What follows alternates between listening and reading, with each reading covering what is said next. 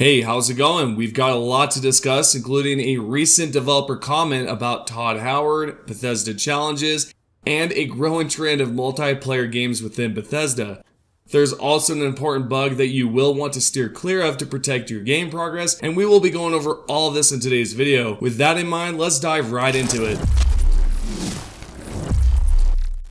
So there recently was an interview with senior designer Bruce Nesmith. The interviewer Ben from MinMax asked a few questions. Eventually, it got to multiplayer, and then Bruce decided to respond with this, quote, "It wasn't actually the higher-ups. They have been pushing multiplayer for a long time, and Todd kept telling them that's a bad idea. And so they backed down right away. They said, okay, we trust you, and then a year later, they'd ask the same thing. And he'd tell them the same thing, but at some point, the pressure from our players that they wanted a multiplayer experience got to be so high that Todd wanted to do it too. And so it was like, it's going to be the same Fallout, all we have to do is add multiplayer. And with those words, we started down a path that was not as successful as we had before, because it's not just adding multiplayer. It turned out it was adding so much more." End quote. Then the interviewer essentially asked what his position was in Starfield. Bruce responded with senior designer.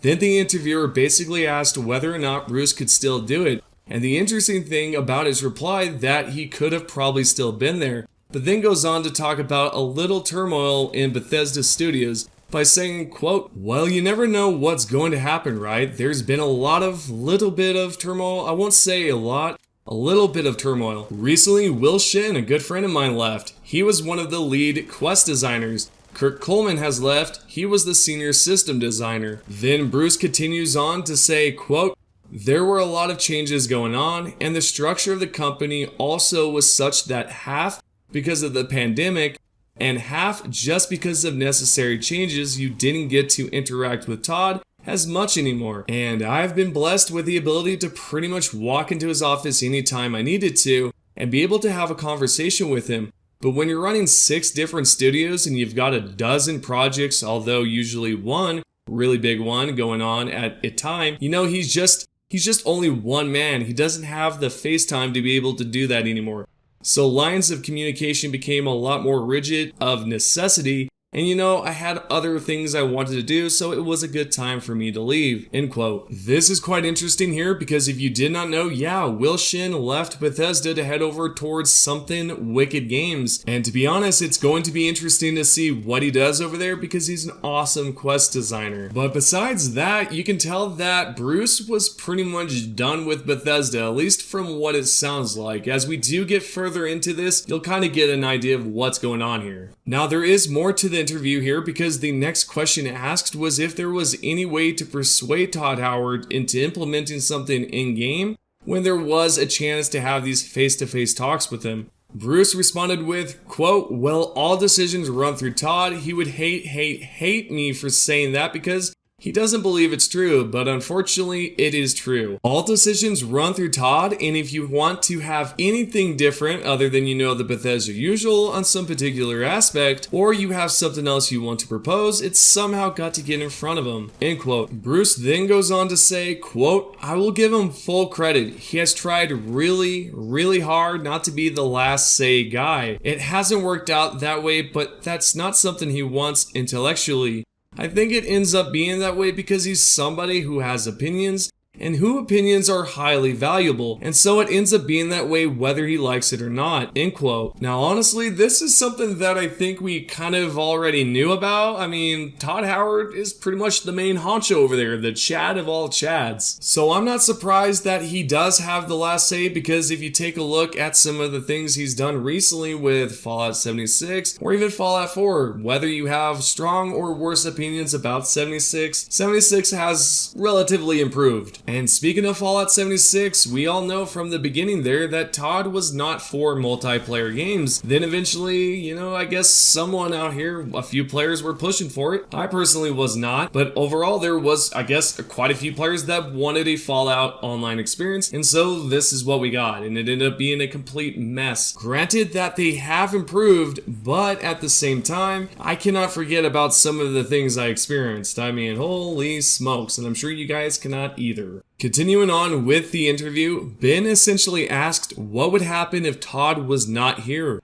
What would it be like? Bruce responded with, quote, "Since I've been away from the company for a few years, I can't tell you what the situation is now, but at the time I was there, yeah, that would leave a big hole, that would leave a vacuum that no one person would probably be able to fill. We've always maintained those that work there that Todd had an attribute that none of the rest of us did. He was always able to put himself into the seat of your everyday player to far better extent than the rest of the designer team or the rest of the development team," end quote. I'm honestly not shocked that he plays such a huge role over there at Bethesda because so many people do look up to him and want to know what his opinions are on certain games. And maybe over the years when it came down to Fallout 76, it probably wasn't the best idea of his, but to be fair, this was something that the higher-ups were pushing constantly. So I guess really we cannot blame him for that. Again, at the same time, I just want to say that he does have an excellent mindset when it comes down to creating games. There is a lot more to this interview, and if you would like to check out the full video, I will leave the link in the comments section. You should definitely check out MinMax's channel, but let's continue on and talk about something different here. If you guys did not know, there's quite a few bugs going on with Starfield, yet specifically there's one that you should avoid absolutely. Strange enough, this can be done accidentally, so really it's not by a glitch, but it can lead to a glitch, and so what is it? What you're taking a look at is pretty much a huge game-breaking Jemison bug over there at Atlantic City. So pretty much all of the textures have kind of unloaded,